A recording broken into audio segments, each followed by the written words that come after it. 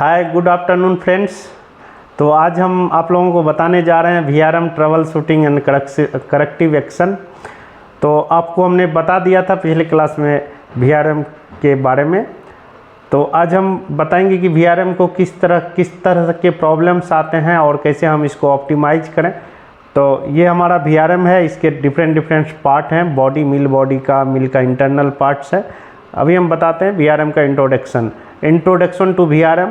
Vertical roller mill, VRM को क्या बोलते हैं? Vertical roller mill is used for grinding raw material, coal and cement. इसमें use किया जाता है। कोल मिल VRM लोगों को लगाते हैं, या रॉ मिल VRM लगाते हैं, या सीमेंट मिल VRM लगाते हैं। मेन पैरामीटर्स इसमें जब ऑपरेशन आप कर रहे होंगे VRM का, तो इसमें क्या क्या मेन देखना है? फीड को देखना वेरी इंपॉर्टेंट है। एयर फ्लो देखना है आपका, जो मिल DP है, और ग्राइंडिंग प्रेशर, तो ये देखना होता है। मेन पैरामीटर्स यही है। अब VRM grinding efficiency depends on the following points. किस चीज़ पे डिपेंड करता है VRM का जो इफिशियंसी है? Condition of wear part, optimise dam ring height. Dam ring height बहुत इंपॉर्टेंट है, जो कि बताया था हम। Nozzle ring area for optimising proper nozzle velocity. आप नोजल वेलोसिटी क्या रख रहे हैं, इस पर आपको वेरी इंपॉर्टेंट है। Optimum air flow through mill with required temperature for material. Coal mill में जब आप चलाते होंगे तो देखते हैं उसमें क्या प्रॉब्लम होता है कि हमको आउटलेट जो टेम्परेचर है वो 75 डिग्री ही रखना है, या 76 डिग्री ही रखना है, क्योंकि कोल जो है आपका वो फ्लेमेबल होता है, उसमें आग लगने का डर है। तो इसके लिए आपको ऑप्टिमम टेम्परेचर मेंटेन करने के लिए आप उस हिसाब से एयर को एडजस्ट करते हैं। वैन फैन को कम कर दीजिए, चाहे आप बूस्टर फैन को कम करके आप देख सकते हैं अगर टेम्परेचर बढ़ रहा है, कम हो रहा है, तो उसको उस हिसाब से बढ़ा सकते हैं। फिर मटेरियल को इस हिसाब से मेंटेन करना पड़ता है। Internal recirculation to be as low as possible. आपका जो रिसर्कुलेशन होना चाहिए वो कोशिश करना चाहिए जितना लो हो सके उसी हिसाब। सेपरेटर परफॉर्मेंस वेरी इंपॉर्टेंट है। आपका सेपरेशन बहुत अच्छा हो रहा है तो आउटपुट बढ़ेगा, है ना। Material on table and it's distribution. Material पे टेबल पे प्रॉपर मटेरियल गिरना चाहिए, जिससे कि क्या है, अच्छे से डिस्ट्रीब्यूशन हो और ग्राइंडिंग अच्छे से होगा। Water spray location and quantity. अब क्या क्वांटिटी है? मान लीजिए कि अगर कोई मटेरियल में मॉइस्चर है फिर वाटर दे रहे हैं तो कोई मतलब नहीं है। और मटेरियल जब आपका फीड स्मूथ आ रहा है और वाटर स्प्रे का कम्बिनेशन सही है, तो आपको नो वाइब्रेशन आएगा, ना कुछ आएगा, और आपका मिल स्मूथ चलेगा। तो इसलिए इस चीज़ को देखना बहुत ज़रूरी है। अभी हम VRM का प्रोसीजर बता रहे हैं कि आपको अगर शटडाउन लेना है तो सबसे पहले क्या करना है, मिल का फीड स्टॉप कर देना है। यही करते हैं ना आप। रिड्यूस मिल लोड, आपका लोड जैसे फीड कम करेंगे लोड होगा। सेपरेटर को बंद कर दीजिए, रोलर लिफ्ट कर दीजिए, इसके मेन ड्राइव बंद कर दीजिए, फैन स्टॉप कर दीजिए, स्टॉप लुब्रिकेशन। इस तरह से आप VRM को आपने शटडाउन में दे दिया। अभी इमरजेंसी स्टॉप किससे होगा? जैसे हाई वाइब्रेशन आ गया, मैकेनिकल कुछ फेल्योर हो गया, फॉरेन मटेरियल हो गया, तो एक्शन इमीडिएट क्या करना, रोलर को लिफ्ट कर देना है। Stop the mill and roller को लिफ्ट करना है and stop the mill immediate. अब जो है आपको वेरी इंपॉर्टेंट पॉइंट बताने जा रहे हैं हम कि कॉमन प्रॉब्लम इन VRM में कॉमन प्रॉब्लम क्या आता है? आप लोग चला रहे होंगे तो देखते होंगे VRM में हाई वाइब्रेशन का प्रॉब्लम आता है। तो उसके लिए क्या क्या प्रॉब्लम का सॉल्यूशन क्या है, हम आगे एक बता रहा हूँ। हाइड्रोलिक फेल्योर होता है, DP का प्रॉब्लम आता है, लो आउटपुट होता है, हाई पावर आउटपुट लो होगा तो पावर हाई कंजम्पशन होगा।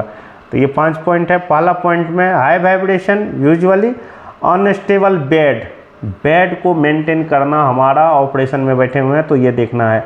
Improper grinding. अब जैसे कोल के कंडीशन में क्या है, अगर मॉस्लेट कोयला आ गया, पत्थर आ गया, तो उसमें देखना पड़ेगा कि वो इम्प्रॉपर ग्राइंडिंग हो रहा है, ग्राइंडिंग अच्छा से नहीं हो रहा है, तो उसके लिए आपको उस हिसाब से आपको बैठना। रिजेक्ट बढ़ेगा वो देखना पड़ेगा। फॉरेन मटेरियल आ गया तो हाई वाइब्रेशन आएगा। हाँ, सेपरेटर इशू है। मान लीजिए सेपरेटर अच्छा से काम नहीं कर रहा, उसमें फाइन्स ज़्यादा, रिटर्न ज़्यादा दे दिया, फाइन्स ज़्यादा हो, तो उससे भी आपका वाइब्रेशन आएगा। तो ये सब पॉइंट है कि हाई वाइब्रेशन का। Corrective action for high vibration के लिए करेक्टिव एक्शन क्या लेना है? स्टेबलाइज्ड फीड को हमको एडजस्ट करना है। जैसे कम फीड आ रहा होगा तो इसको स्टेबलाइज, एडजस्ट एयर फ्लो के थ्रू देखना है। चेक ग्राइंडिंग प्रेशर हमारा सही है कि नहीं। रिमूव फॉरेन मटेरियल, जो हमने बताया उसका फॉरेन मटेरियल है तो डोर खोलिए, उसका निकालिए बाहर, निकाल के फिर बाहर किया। उसको एक चीज़ और है, आपको फॉरेन मटेरियल आ रहा है तो आप मैग्नेटिक सेपरेटर प्रॉपर वर्क कर रहा है कि नहीं। मैग्नेटिक सेपरेटर जो है लगे रहते हैं ना फीडिंग में, समझ रहे हैं ना, वो प्रॉपर वर्क कर रहा है कि नहीं। वो दूसरा होता है मेटल डिटेक्टर, आप जानते होंगे मेटल डिटेक्टर को भी देखना है कि वो सही से काम कर रहा है कि नहीं, ये प्रॉपर चेक करना चाहिए। अगर ये काम कर रहा है तो फॉरेन मेटल नहीं आएगा, नहीं तो VRM में अंदर आ सकता है। जो अंदर आया तो फिर वो हाई वाइब्रेशन आएगा, आपका ब्रेकडाउन आ सकता है, इसको हमको देखना चाहिए। हाइड्रोलिक सिस्टम इशू आता है आपके यहाँ तो हमेशा आते रहता है। इसमें लो नाइट्रोजन प्रेशर हो सकता है, वाइल कंटामिनेट हो सकता है, या यानी लीकेज है, तो ये आप कंसर्न डिपार्टमेंट को बताइए और इसको चेक करिए, समझ रहे हैं।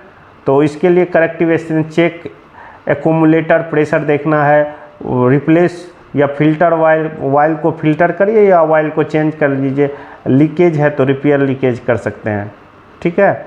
अब डीपी का प्रॉब्लम हाई होता है तो क्या क्या हो सकता है। डीपी हाई प्रॉब्लम का रीज़न हो सकता है कि हाई फीड हो गया, लो एयर फ्लो हो गया, डैम रिंग का इशू हो गया, और हाई मॉइस्चर है, हाई मॉइस्चर कंटेंट होता है। तो करेक्टिव एक्शन क्या लेना है, इंक्रीज एयर फ्लो, समझ रहे हैं ना। हाई फीड बढ़ाएंगे तो क्या करना पड़ेगा, एयर फ्लो बढ़ाना पड़ेगा, उसके रेशियो में देना पड़ेगा, सही है ना। हाँ, रिड्यूस फीड अगर बहुत ज़्यादा फीड बढ़ गया तो आप देख लीजिए एयर और फीड का बैलेंस हो रहा है, फीड को रिड्यूस करके आपका एयर फ्लो उसके हिसाब से नहीं तो अगर मिल बढ़ गया तो इसका मतलब डीपी बढ़ गया, समझ रहे ना। चेक डैम रिंग, अगर देखना पड़ेगा डैम रिंग का क्या ये है इशू है। इसके बाद मॉइस्चर, अगर मॉइस्चर ज़्यादा है मटेरियल में तो मॉइस्चर कंटेंट भी आप चेक कर सकते हैं। इसके बाद लो आउटपुट का क्या है, वार्म रोलर, आपका रोलर घिस गया है तो वो देखना पड़ेगा। रॉन्ग सेपरेटर स्पीड सही नहीं आपको दिखा रहा, मान लीजिए CCR में कभी कभी होता है सेपरेटर स्पीड दिखा रहा है, सेपरेटर स्पीड साइड पे काम ही नहीं कर रहा। इम्प्रॉपर फीड साइज अगर सही नहीं है, सबसे इम्पोर्टेंट चीज़ है फीड।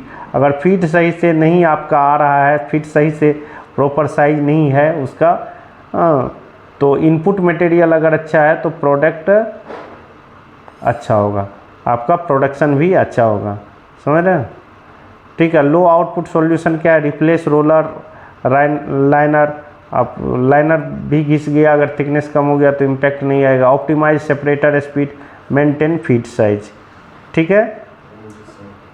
अब इसके बाद high power consumption, very very important point.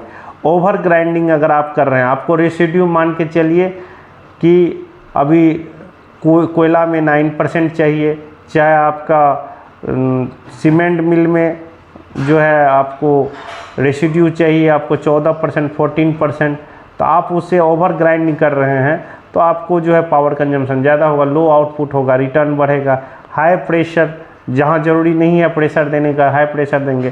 Proper bed अगर बनेगा तो आपका प्रोडक्शन अच्छा नहीं होगा, तो आपका जो है हाई पावर कंजम्पशन लगेगा।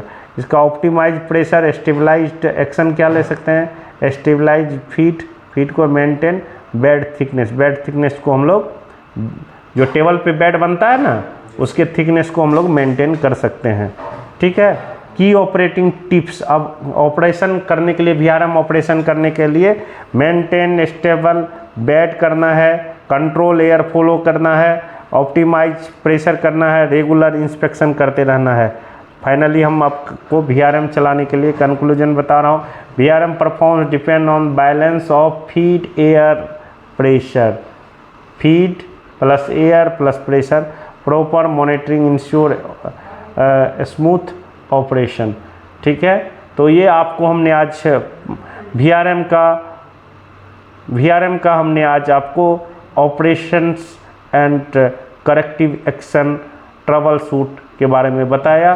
तो thank you for watching and subscribe my channel, thank you.